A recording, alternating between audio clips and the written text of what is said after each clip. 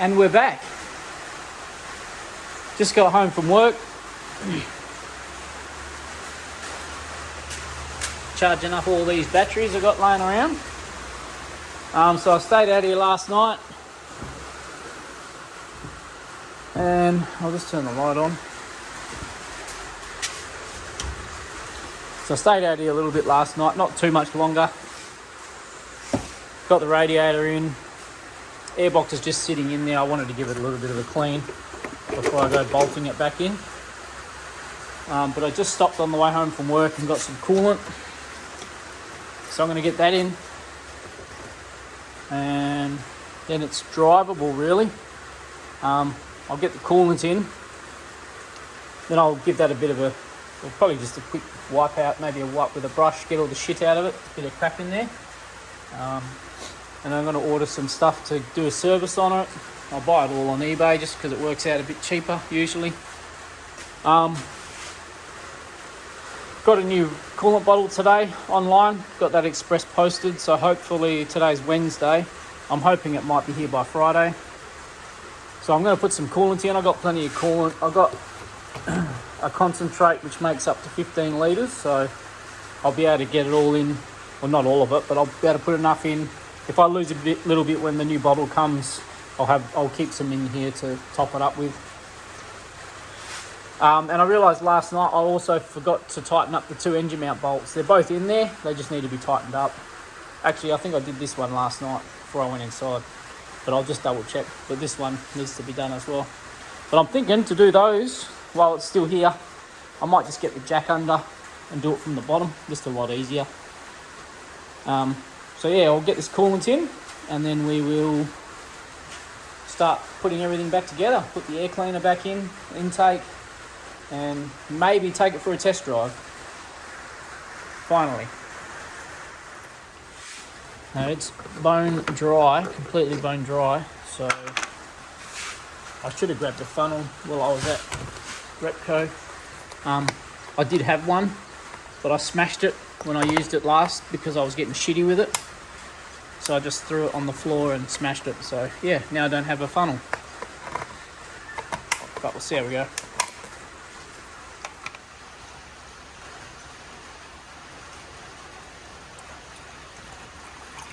Slowly. Oh, excellent.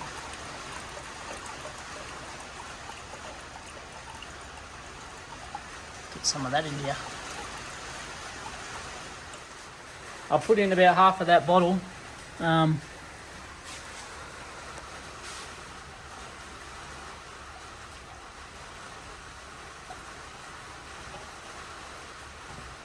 Slowly draining down.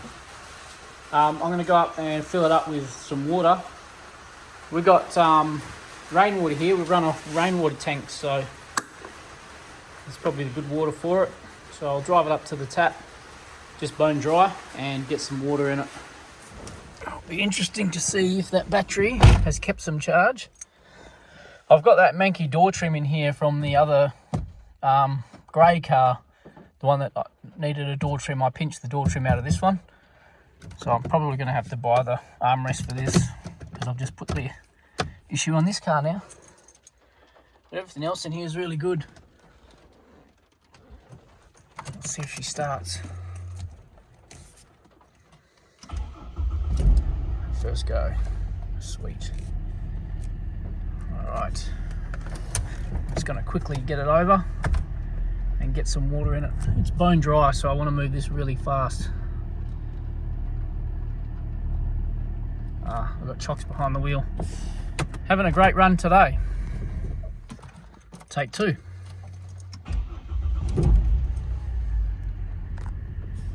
Alright. Just had a couple of bricks behind the wheels from when I had the car up on the jack. We've got a lot of scrapage in the back. The rotors are a bit dry, so I'll just drive around here.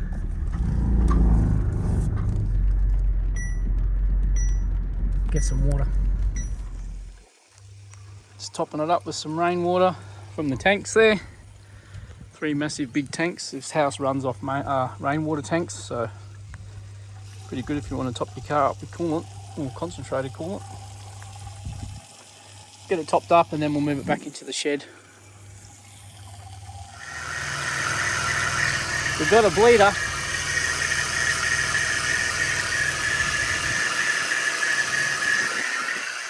Turn it off. Actually, I'll see where it's coming from. Oh yeah, it's right between the thermostat housing. Well, we had a bit of a leak just where the thermostat housing was, or is. I really can't be stuffed playing with this today, to be honest, so I'm going to move it back in the shed. I could probably piss fart around with that and tighten it up, but it might be worth just buying a new thermostat. Changing that. So I might get one tomorrow, again, after work, and probably do this on the weekend, because I've got, today's Wednesday, I'll have Thursday and Friday at work. Just have no motivation after work. Maybe Friday afternoon I'll get out here and try and get it all finished. But I'm just glad that it's in. That's the main thing. It's in and running. A thermostat housing or a thermostat gasket is nothing to stress over.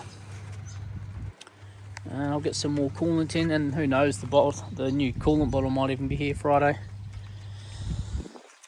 So I'll hose all this coolant off for now. Just lost a little bit, nothing major.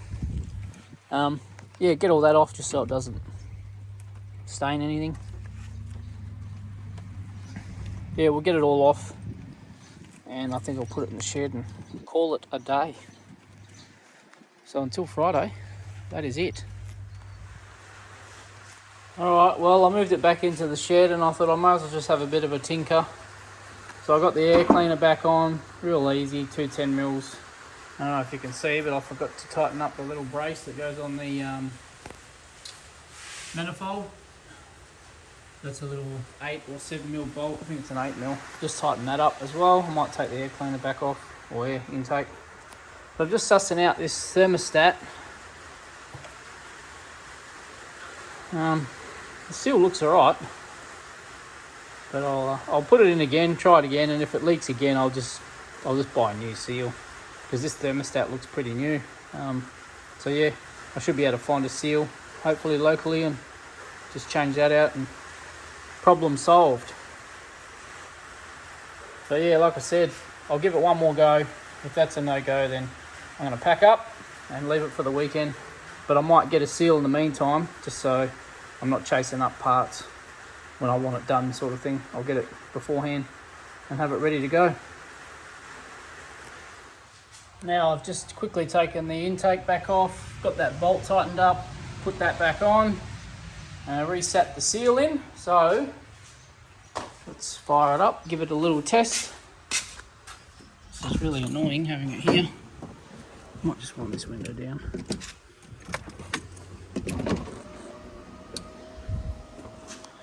See if it's still leaking.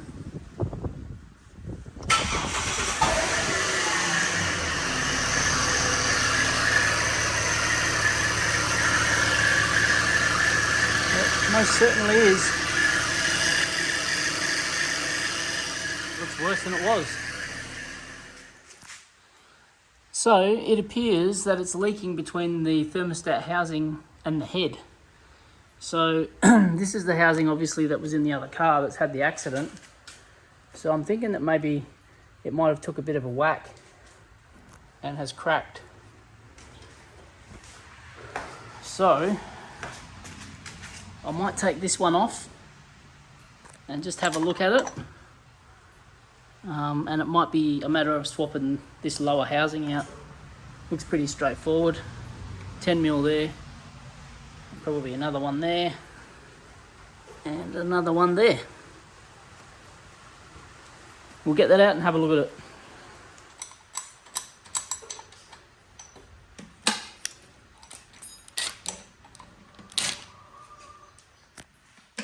It's all these little things that you don't plan for.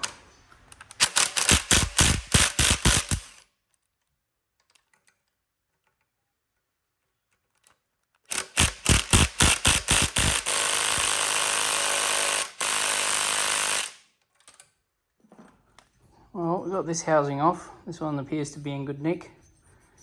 Just needs a bit of a clean up, but there's no damage to it. Felt a bit dodgy getting the bolts out of the manifold, to be honest. Thought they were going to strip, but they came out, no worries. Yeah, I'll get the other one off. I'll just check, because I haven't even checked if they're tight. It seems like a decent leak, so it's either got a big crack in it or it's completely loose. I can't remember if I've touched anything on that, being in the other car. But I think I may have to take the air intake off again, because there's a second bolt on this hard line that is bolted underneath to the manifold, which is used as a brace, which I'll need to get off to give myself some slack to pop the hard line out of the front of the housing here. And this is going to be in the way. It's just the 210 mils, but I think it might be the 4th time today that it'll have to come off.